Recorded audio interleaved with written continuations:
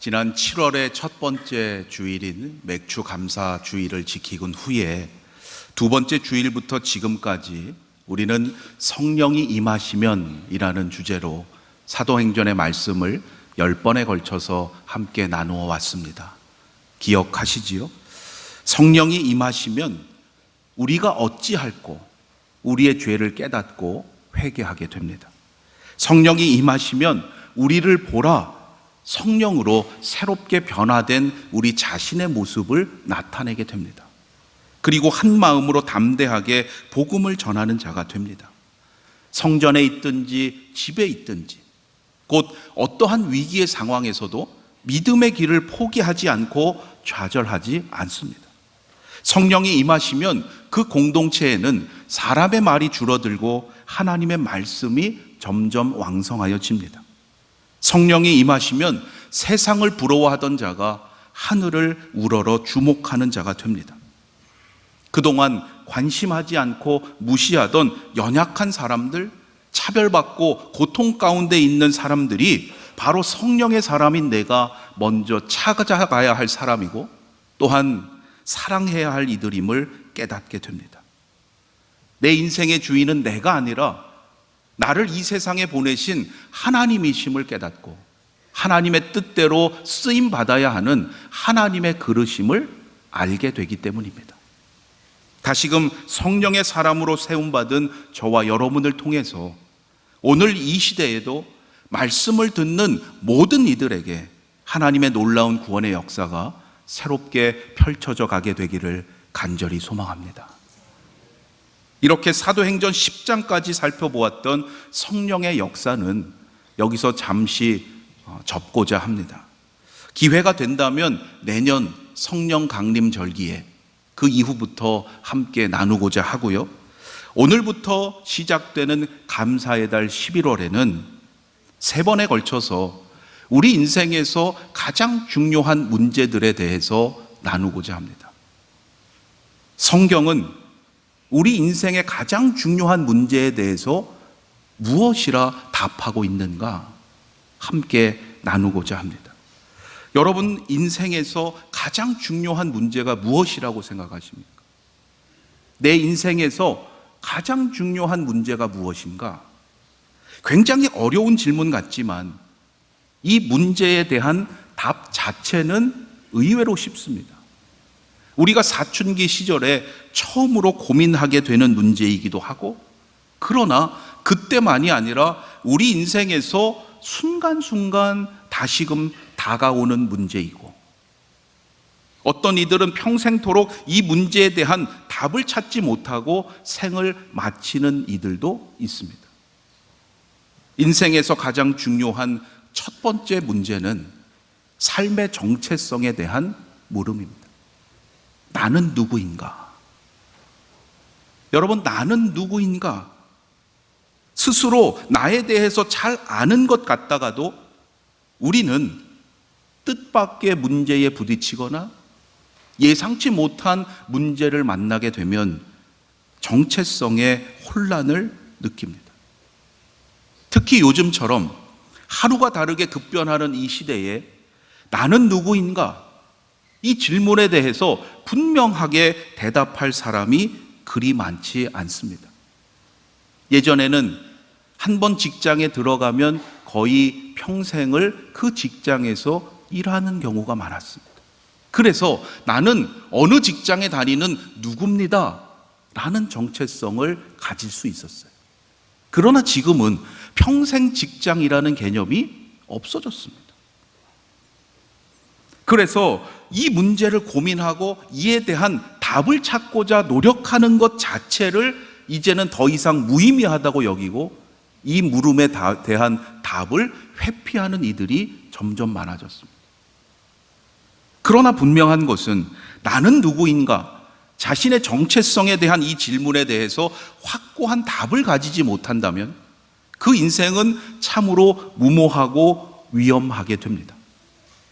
왜 그렇겠습니까? 그러한 인생은 목적지도 모르고 떠나는 항해와 같기 때문이에요.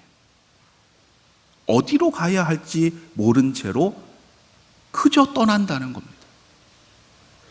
일상의 기쁨과 감사보다는 불안과 염려가 더 커져서 날마다 혼란만 느끼게 된다는 거예요.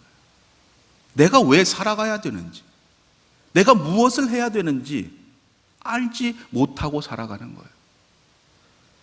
만일 우리 가운데 그러한 상태에 있는 사람이 있다면 하나님의 부르심에도 불구하고 깨닫지 못하고 하나님의 말씀에도 순종하지 못하게 됩니다.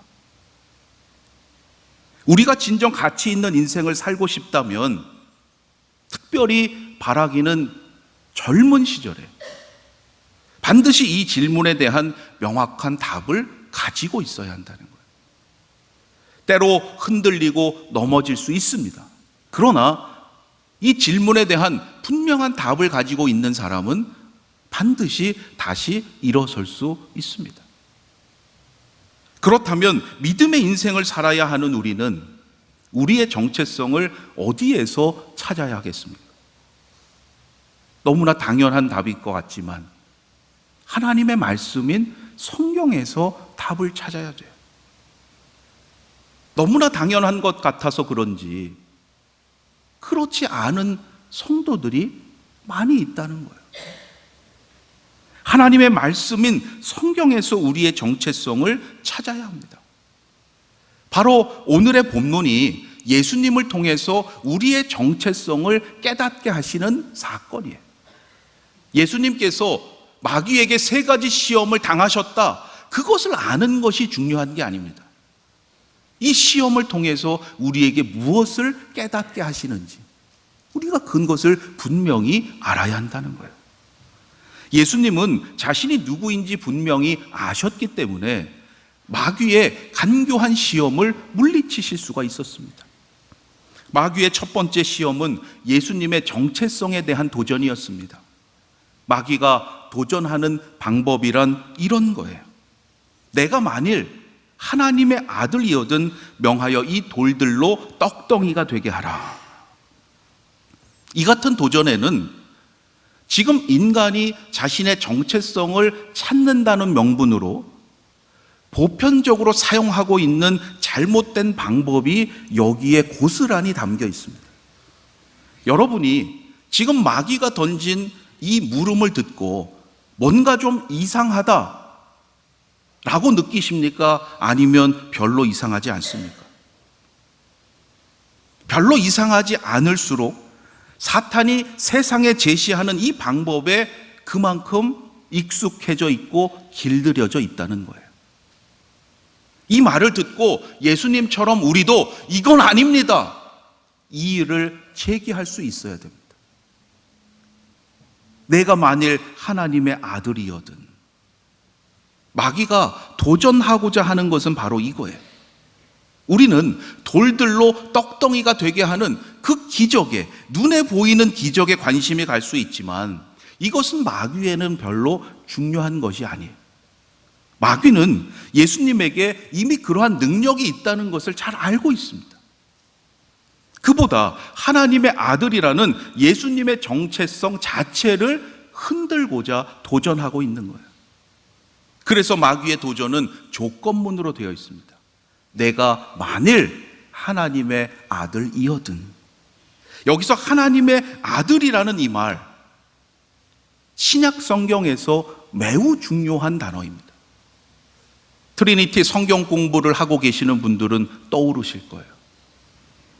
복음서 가운데 가장 먼저 기록된 책이 마가복음입니다. 신약 성경 가운데 가장 먼저 기록된 마가복음의 첫 단어, 중요하겠죠? 무슨 단어일까요? 눈치가 빠르신 분들은 하나님의 아들이에요. 마가복음은 이렇게 시작합니다. 하나님의 아들 예수 그리스도의 복음의 시작이라. 여러분 성경을 읽어 가실 때 특별히 각 책의 첫 번째 단어를 관심하셔야 돼요. 그냥 기록된 게 아닙니다. 그 책에 중요한 표현, 중요한 의미, 메시지를 첫 단어에 기록하고 있는 거예요. 신약 성경에서 가장 먼저 기록된 마가복음의 첫 단어가 하나님의 아들이에요. 이 의미는 예수 그리스도가 누구신가? 바로 하나님의 아들이시라는 것을 증거하기 위해서 쓰여진 책이 복음서예요. 마가는 그 시작에서 가장 먼저 이것을 강조하고 있는 것이고, 마태는 예수님을 시험하는 마귀의 첫 번째 시험에서 바로 이것을 언급하고 있는 겁니다. 예수 그리스도는 하나님의 아들이십니다.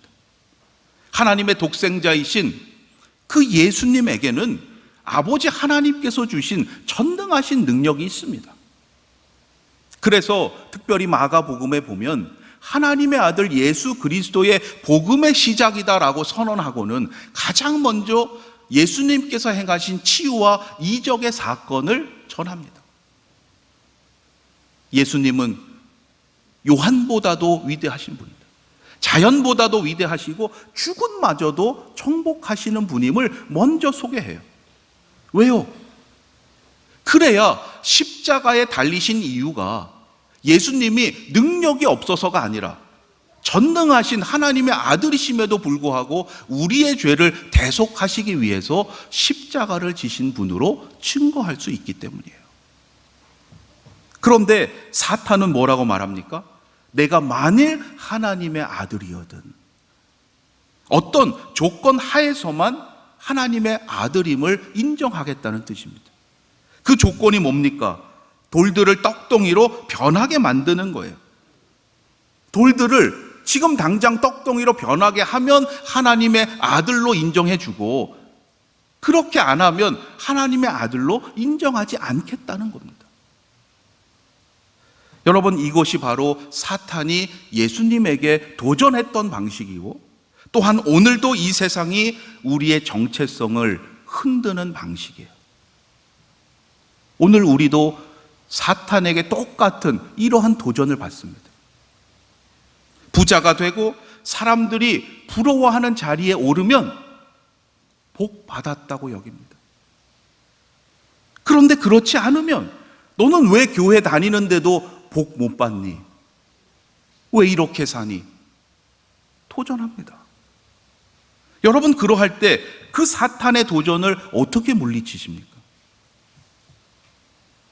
우리의 능력이 우리의 정체성을 평가하는 것이 아니라는 것을 확실히 알아야 돼요. 우리의 소유가 우리의 정체성을 결정하는 것이 아니라고 분명히 말할 수 있어야 됩니다.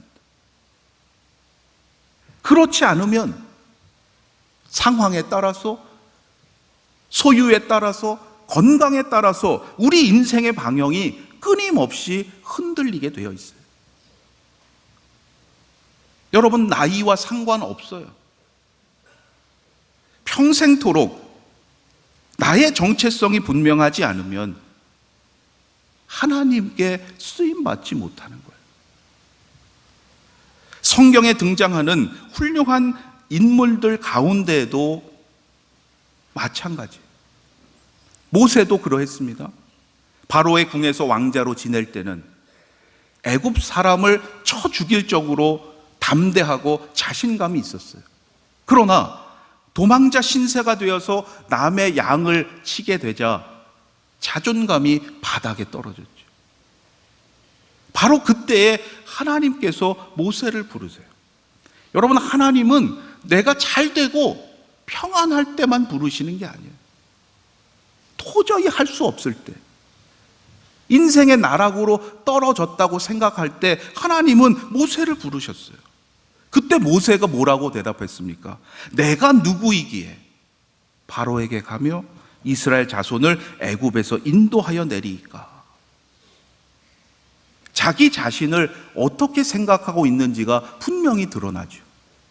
소유와 능력에 따라서, 세상 기준에 따라서 자신이 누구인지를 결정하고 있었던 거예요. 내가 누구이기에 자신을 그저 형편없는 실패자로 규정해 놓고 있었던 거예요. 그러한 하나님의 부르심에 감사하고 순종하기는커녕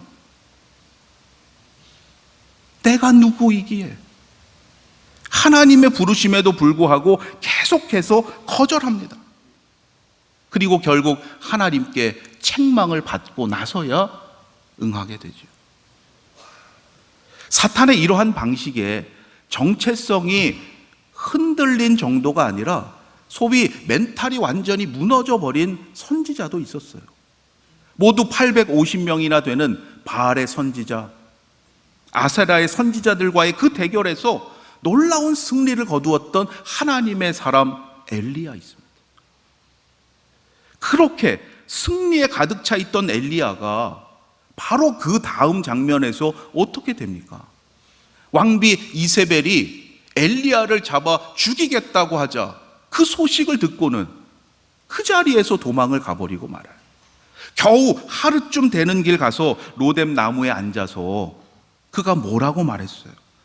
지금 내 생명을 거두시옵소서. 나는 내 조상들보다 낫지 못하니이다. 비교하고 자신의 상황으로 판단하고 있는 거예요.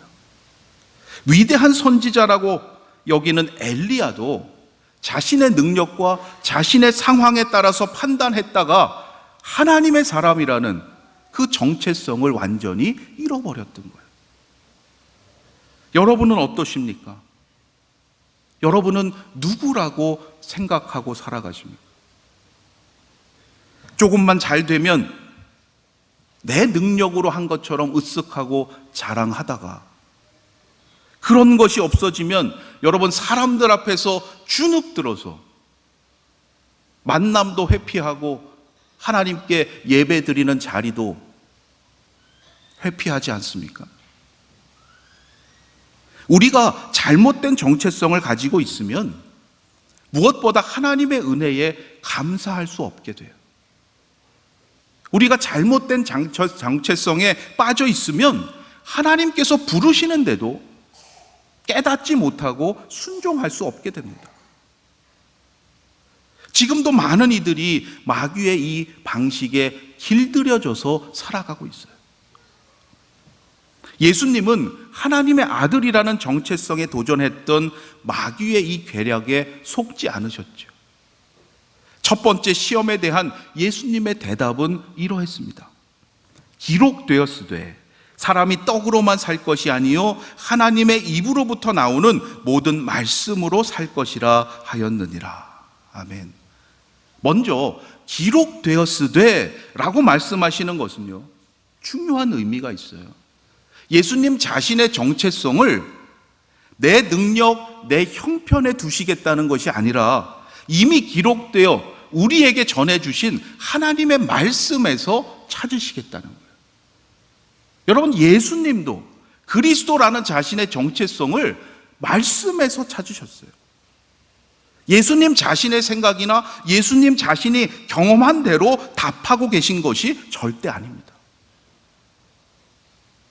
여기서 예수님께서 인용하신 이 말씀, 구약 신명기 8장 3절 말씀이에요. 그때 상황이 어땠습니까?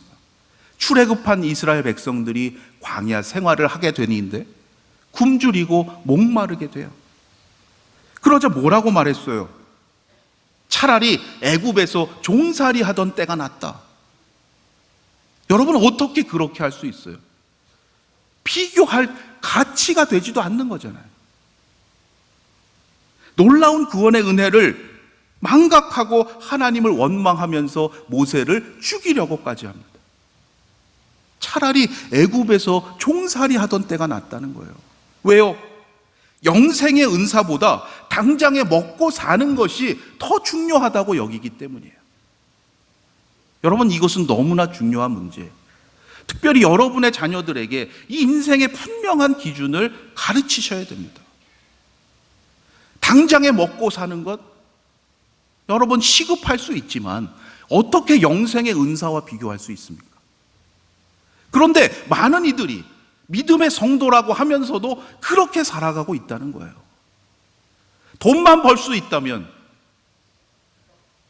예배 한 번 빠지는 것 쉽게 여깁니다. 돈만 많이 준다면 당신은 어떤 일도 할 수 있습니까? 요즘 젊은이들에게 물었어요. 충격적인 거는요, 여러분 이미 아시겠지만 돈만 몇 억 준다면 사람까지도 죽일 수 있다고 대답하는 이들이 많습니다. 돈만 벌 수 있다면 영혼까지도 팔고 무슨 짓이든 할 수 있다고 여기는 것이 오늘의 세상 방식이에요. 왜요? 사탄의 이 방식에 길들여져 있기 때문이에요. 그러한 사람에게 한 주일 예배 정도야 뒤로 미루고 제끼는 거는요, 별다른 일이 아닌 거예요. 여러분, 왜 이렇게 되는 겁니까? 소유와 형편에 따라서 자신의 정체성을 판단하고 결정하기 때문이에요. 여러분, 어떠한 상황 속에서도 하나님의 자녀임을 잊지 마시기를 바랍니다. 그렇지 않으면 팥죽 한 그릇을 먹기 위해서 장자권이라는 중요한 정체성을 팔아버린 에서의 그 어리석은 삶이 우리도 그러할 수 있다는 거예요. 예수님은 마귀가 시험하고 있는 이 논리 자체를 허용하지 않으셨어요. 논리 자체가 맞지 않는 겁니다. 마귀는 할 수 있느냐 없느냐, 즉 능력의 차원에서 우리의 정체성을 인정하고자 해요. 여러분, 내가 할 수 있으면 훌륭한 믿음의 사람이고 내가 할 수 없으면 부족한 사람입니까? 여러분, 우리의 능력에 달려있는 게 아니에요. 내가 많이 가지고 있으면 성공한 인생이고 내 소유가 적으면 실패한 인생입니까? 아니라는 거예요. 오직 하나님의 말씀에 우리의 정체성이 있음을 예수님께서 선언하신 거예요. 여기서 언급된 하나님의 입에서부터 나오는 모든 말씀이라는 것은 과거에 기록된 하나님의 말씀, 성경뿐만이 아니라 지금 이 시간 선포되는 말씀을 통해서 깨닫게 하시는 것, 하나님께서 나를 어떻게 보고 계시는가,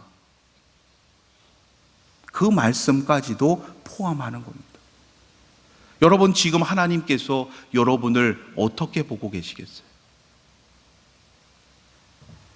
하나님의 말씀인 성경은 우리를 하나님의 거룩한 백성이라고 말합니다.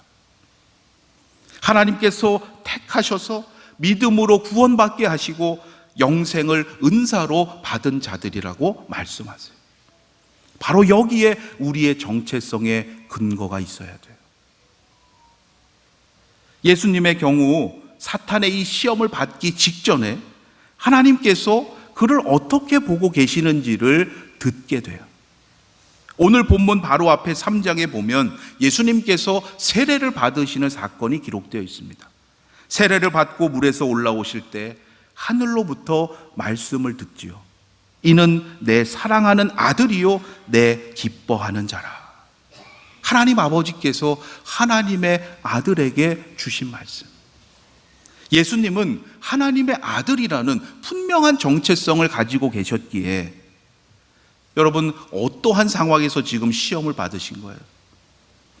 40일을 밤낮으로 굶주리시고 가장 배고플 때, 인간적으로 최악의 상황에서 시험받았던 이 시험도 넉넉히 이기셨던 거예요.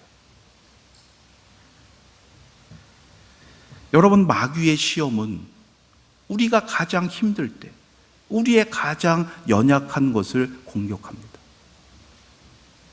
예수님은 하나님의 아들이라는 분명한 정체성을 들으셨고 가지고 계셨기에 공생애를 시작하신 후에 많은 사람들이 따랐고 많은 사람들이 이 땅에서 왕으로 세우고자 했지만 전혀 거기에 흔들리지 않으셨고 끝까지 십자가의 길을 가셨던 거예요. 예수님은 평생을 집도 없이 방랑자로 사셨습니다. 그러나 누구에게도 주눅들지 않으셨고 헤롯의 왕궁도 부러워하지 않으셨어요. 어떠한 형편에 처하든지 하나님의 아들로서 묵묵히 그리스도의 길을 가셨습니다. 여러분, 하나님의 자녀인 우리도 하나님의 입에서 나오는 말씀에서 우리의 정체성을 찾아야 돼요. 그러할 때 어떠한 상황 속에서도 흔들리지 않고 넘어지지 않는 믿음의 삶을 살아가게 될 줄로 믿습니다. 하나님께서 지금 나를 어떻게 보고 계시는가? 이것이 언제나 우리 인생의 가장 중요한 기준이 되어야 합니다. 우리 인생의 의미와 가치는 눈에 보이는 소유의 많고 적음에 있지 않습니다. 우리가 얼마나 하나님의 말씀에 붙들려 있는가? 바로 여기에 있어요. 사탄은 우리의 정체성을 흔들고자 날마다 우리의 약점을 공격해요. 그것은 경제적인 문제일 수도 있고, 가정의 문제, 자녀의 문제, 직장의 문제, 혹은 인간관계의 문제일 수 있습니다. 여러분, 그러할 때 두려워하거나 회피하지 마십시오. 예수님께서 담대히 물리치셨던 것처럼 하나님의 입에서 나오는 말씀으로 물리치십시오. 그러하기 위해서 날마다 하나님께 더욱 가까이 나아가셔야 돼요. 날마다 하나님 주시는 말씀으로 믿음의 삶을 살아가는 진정한 복된 인생이 되시기를 주님의 이름으로 축원합니다. 기도드리겠습니다. 하나님, 다시금 저희들이 하나님의 복된 자녀임을 깨닫게 하시니 감사합니다. 하나님께서 택하신 거룩한 자녀로서 하나님 기뻐하시는 삶을 살아갈 수 있도록 성령께서 친히 인도하시고 보호하여 주시옵소서. 믿음으로 구원받았음을 감사하며 영생을 은사로 받은 자답게 이 세상에 하나님의 놀라우신 은혜를 증거하는 믿음의 삶이 되게 하여 주시옵소서. 우리 주 예수 그리스도의 이름으로 기도드립니다. 아멘.